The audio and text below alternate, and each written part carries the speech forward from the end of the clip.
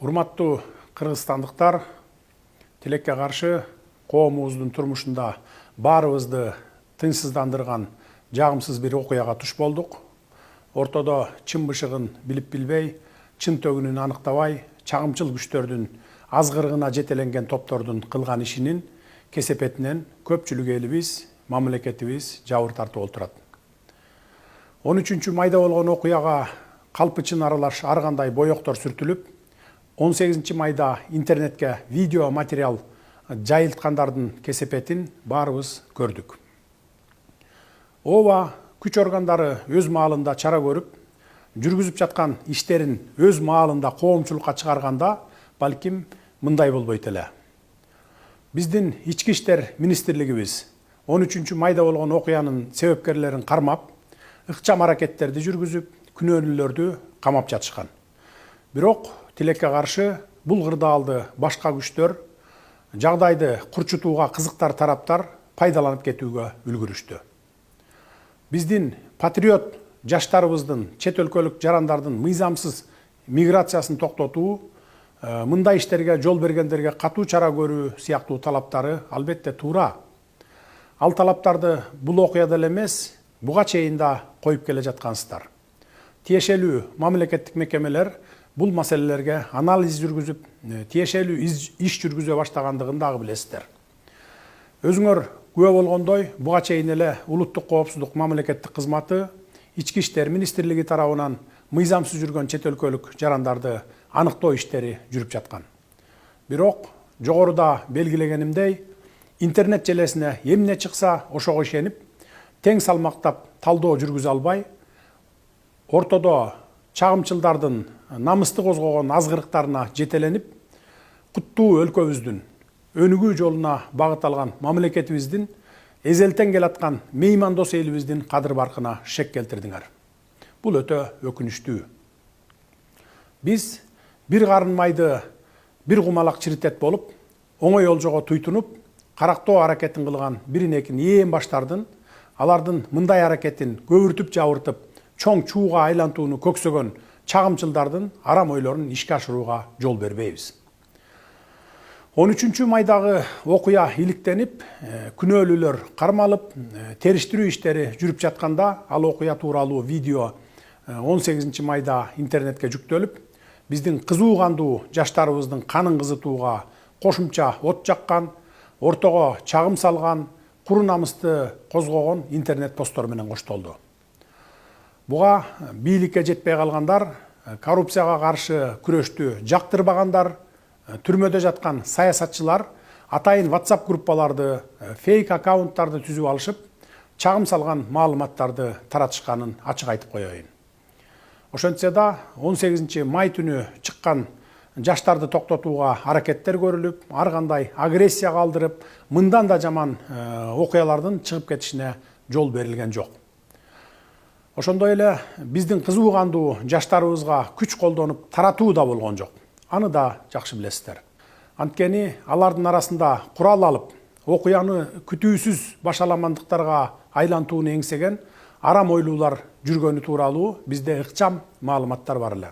Милиция кызматкерлери элди күч менен тарата баштаганда, мына биздин бийлик кыргыз балдарды коргогондун ордуна тескерисинче тигилерге болушуп, өз элин кордой баштады деп, адаттагыдай эле ошол жерден видео кайрылууларды таратып, масштабтуу көтөрүлүшкө чакырабыз деген блогер сымал жана ниети бузуктар элдин арасында даяр турушкан. Андай өтө кооптуу жагдайларды биздин патриотпуз деген кызуу кандуу жаштарыбыз билген жок. Жаштар эле эмес, жалпы эл деле чын эле деп ишенип алышмак. Ошондуктан күч органдарына окуяны толук көзөмөлдөп, жаштарга түшүндүрүү иштерин байма-бай жүргүзүп, кырдаалды кагылышуусуз турукташтырууга аракет кылгыла деген буйрук берип турдум. Эгер мародерчулукка барса, милиция тарапка чабуул жасаса, же жатаканалардагы студенттерге кол сала баштаса, анда аеосуз чараларды көрөт элек. Бактыбызга жараша андай болгон жок. Албетте, башталышында студенттер жашаган жерлерге барып, кол салып жиберген тентектер болду. Аларды өз убагында токтотуп калганга жетиштик. Эми алардын баары өз жазасын сөзсүз алышат. Биз укуктук мамлекетти кура алдык. Эми тартипти орнотобуз. Тартип болбосо кандай гана мамлекет болбосун өнүгүү болбойт. Кылмышкерлерди өзүн билемдик менен жазалоолорго жол берилбейт. Жазалоо үчүн сот бар, бийлик бар. Биз бул жолу ушул окуядан чоң сабак алдык. Эл дагы сабак алып, эми мындан ары мындай чакыныктарга, чагымчылдыкка, оор басырык, сергек ой жүгүртүү менен анализ жасап, дароо эле дүрбөп чыга калбайт деп ишенебиз. Эми мындан ары ушундай окуя кайталанса, анда күч органдары биринчи мүнөттөрдөн баштап эле күч менен таратуу ыкмасына өтөт. Кудайга шүгүр, азыр күч структуралары мурдагыдай алсыз эмес. Мейли ким болбосун, ал биздин жаранбы, же чет өлкөлүк жаранбы, мамлекетибиздин бүтүндүгүнө шек келтирсе, башаламандык уюштурса, аяосуз жазасын алышат. Урматтуу кыргызстандыктар, урматтуу патриот жаштар, биз дагы силер сындуу Кыргызстан үчүн күйөбүз. Биздин патриоттугубуз силердикинен ашса ашат, кем калбайт. Биз дагы силердей болуп, элибиздин башын бийик көтөрүп жүрүшүн каалайбыз. Ошол үчүн өлкөнүн өнүгүшүнө бар күч аракетибизди жумшап жатабыз. Өлкөбүз өзүнөн өзү өнүгүп кетпейт. Сырткы дүйнө менен тыгыз карым-катышта болуу менен гана алдыга жылат. Дүйнөнүн кайсы гана мамлекети болбосун, алака катышта болуубуз зарыл. Дүйнө таануу үчүн чет өлкөлөргө чыгуу керек. Ал үчүн биздин жаштарыбыз өнүккөн өлкөлөрдү көрүп, ак караны ажыратып, тажрыйба топтоп, эмгек миграциясында жүрүшөт. 1 миллиондон ашуун элибиз чет өлкөлөрдө окуп, иштөө менен элек. Биздин ошол жарандар сыяктуу эле бизге дагы чет өлкөлөрдүн жарандары келип, окуп, иштеп жатышат. Биз буга кубанышыбыз керек. Мунун баары алака катыш, байланыш, тажрыйба топтоо, туризм экенин жакшы билесиздер. Укуктук тил менен айтканда, мунун баары эл аралык байланыш, дипломатия, туризм жана башка деп аталарын да билесиздер. Ошол үчүн бардык өлкөлөр сырткы дүйнө менен байланышта болуп жашайт, инвестиция салып, өз өлкөсүнө инвестиция тартып, өсүп, өнүгөт. Бул өнүккөн өлкөлөр колдонуп келе жаткан классикалык үлгү. Башка өлкөлөрдө эле Кыргызстан дагы өнүгүүнүн ушундай багыттарын колдонуп баштаганбыз. Бул жаатта өзүңүздөр деле багыт берип, туризм менен өнүгөлү деп көптөгөн алгылыктуу сунуш пикирлерди айтып келе жатасыздар. Керемет жерлерибиз бар, ошолорго туристтерди тарталы, келсин, көрсүн, башкалардан эмнебиз кем деп келесиздер. Туризм тармагынан эле өлкөбүзгө мынча пайда түшөт экен деп өзүңүздөр эсеп чотунда айтып берип келатасыздар. Башка өлкөлөр өз өлкөсүнө туристтерди келтире албай убара. Ал эми биз келген ырыскыбызды тээп аткандайбыз. Башка маселе, эгер бизге келген туристтер маданиятсыз болсо, акырын айтып тарбияга салалы. Бул эми бир эле мисал айта берсем сөз көп. Биздин балдарыбыз да чет жерде жүрүшөт. Адам үйүнөн 40 кадам узагандан кийин мусапыр деп коет. Мен буларды айтып жатканымдын себеби ошол сырт дүйнө менен болгон мамилебизди, жаңыдан жанданып келаткан инвестиция, туризм тармагына эч болбосо меймандостук салтыбызга шек келтирбесек дегеним. Эң жок дегенде сыртта жүргөн уул кыздарыбыз дагы ушундай мамилеге учурап калуу мүмкүн экенин эсибизден чыгарбашыбыз керек. Муну жети өлчөп, бир кесип, туура ой жүгүртө алган жарандарыбыздын баары айтып жатышат. Урматтуу мекендештер, өлкөгө келген чет элдиктердин дагы ата мекени бар экенин, билимин алып, иштеген ишинен пайда тапкандан кийин акыры алар өз мекенине кетерин унутпагыла. Алар Кыргызстандан билим алып, ошончо жерден келип, ошончо акчасын бизге калтырып, убактылуу гана жүргөнүн унутпайлы. Чет өлкөлүктөр Кыргызстандан билим берүүсүн барктап, кызыгып келип, акысын төлөп окуп жатканын, бизде иштеген чет элдиктердин кызмат көрсөтүүсүнөн ушул эле биздин кыргызстандыктар пайда көрүп жатканын баарыбыз туура түшүнүшүбүз керек. Ошолордун калтырган каражаттарынан салык түшүп, ошолорго кызмат көрсөткөн окуу жайлар, чакан ишкерлер пайда таап жатканын, биздин экономикага миллиарддаган киреше алып келип жатканын кантип билбейбиз? Өлкөдөгү жумуш ордуларына жалаң чет элдиктер толуп калып, биздин жарандар бош калган болсо, мындай жагдайды жөнгө салып, ордуна коюуга күчүбүз жетет.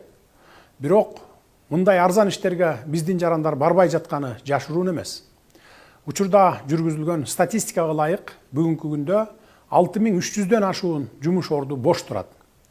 Алдыдагы жылдарда дагы 10 000 деген жумуш орундары түзүлөт.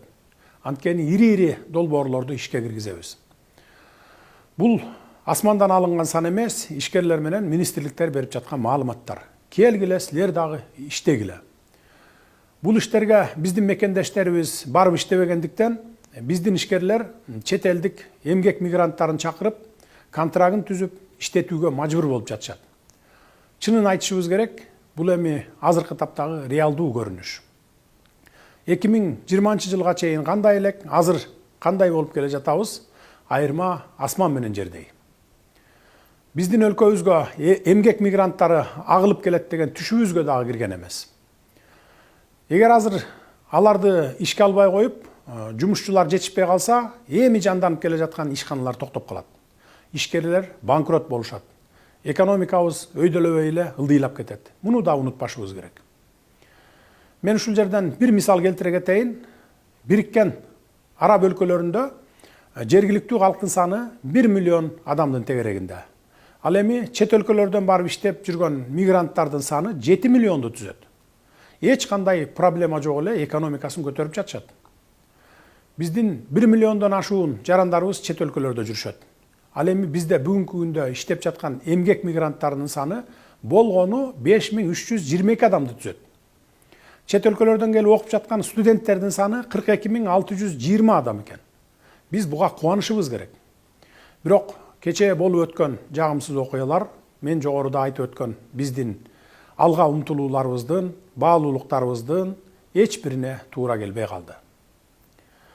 Урматтуу агайын туугандар, биз тарыхтан сабак алалы, болуп өткөн кайгылуу окуялардан туура бүтүм чыгаралы деп какшап келебиз. Эсиңиздерде болсо, 90-жылдардагы, кийинки 2010 жылдагы коогалаңдуу Ош окуясы деле учкундан жалын тутанат болуп, кенедей себептерден чыгып, натыйжасы кандай кайгылуу окуялар менен коштолгонун жакшы билесиздер. Бул өтө аялуу, өтө назик маселе экенин унутпаңыздар. Тарбиянын башаты үй бүлөдөн башталат дейт. Ар кимибиз уул кыздарыбызга ээлик кылалы, акыл айтып туралы. Бирөөнүн жасаган жаман жорук үчүн башкаларга акарат келтирүү, уруп согуу адамдык касиетке туура келбестигин, мусулман баласынын жасай турган жоругу эместигин таптакыр эле болбой баратса, бул маселени укук коргоо органдары мыйзам чегинде иликтеп, жазасын берерин балдарыбыздын кулагына куялы. Жаштыкка алдырып, сүрмө топтун арасына кошулуп калып, тагдырына балта чабылып калбашына ата-энелер сиздер да кам көрүңүздөр. Урматтуу кыргызстандыктар, биз мамлекетибиздин бүтүндүгүнө, элибиздин ынтымагына шек келтирген, өнүгүүгө болгон умтулууларыбызга бут тоскон, өлкөбүздүн эл аралык аброюна, журтубуздун ар намысына сөз тийгизген жагымсыз иштерге жол бербейбиз. Биздин алдыбызга мындай милдеттерди Кыргызстандын жалпы эли коюп, бизди шайлаган. Албетте, биз жамы журтубуздун ишенимин актоого тийишпиз жана актайбыз. Эң алды жаштарыбызды сабырдуулукка, ар кандай азгырыктарга алдырбоого чакырар элем. Ал эми кызуу кандуу жаштарыбызды колдонуп, алардын ар намысын козгоо менен көпчүлүк массаны көчөгө алып чыгып, кечегидей окуяларды чыгарып, арам ойлорун ишке ашырам дегендерге катуу чаралар көрүнөт. Мен мындай бузуклардын жакындары эртең чыгып, мына бийлик өз элине каршы күч колдонуп, балдарыбызды камай баштады деп, бет тырмарлык кылып, ач айкырык салып чыгышарын да билем. Бирок өлкө тагдырын ишенип тапшырган жалпы элдин тынчтыгы, биримдиги, өлкөнүн кадыр баркы, өнүгүүбүз мындай бир уч кумалактардан алда канча жогору турарын баса белгилеймин. Биз өлкөнү укуктук талаага алып келүү менен өнүктүрүүгө ант беребиз. Акыйкаттыктын алдында, адилеттүүлүктүн алдында, улуттук мыйзамдардын алдында баарыбыз бирдейбиз. Бириңерди өйдө, бириңерди төмөн көрүүгө акыбыз да жок. Муну ата мекенибизге келген меймандарыбыз да жакшы билишет, жакшы түшүнүшөт. бийлик эмне үчүн көчөгө чыккан элди биринчи мүнөттөрдө эле күч менен таркатпады, жаңжалды биринчи баштап күнөөлүү болсо да өз жарандарын колдоду деген күмөн санооңор бар экенин да билебиз. Эмне себептен күч колдонулбагандыгын мен жогоруда айтып өттүм. Мындан ары тартип катуу болот. Кам санабаңыздар. Урматтуу кыргызстандыктар, ылайым мамлекетибизде тынччылык, ынтымак өнүгүү болсун.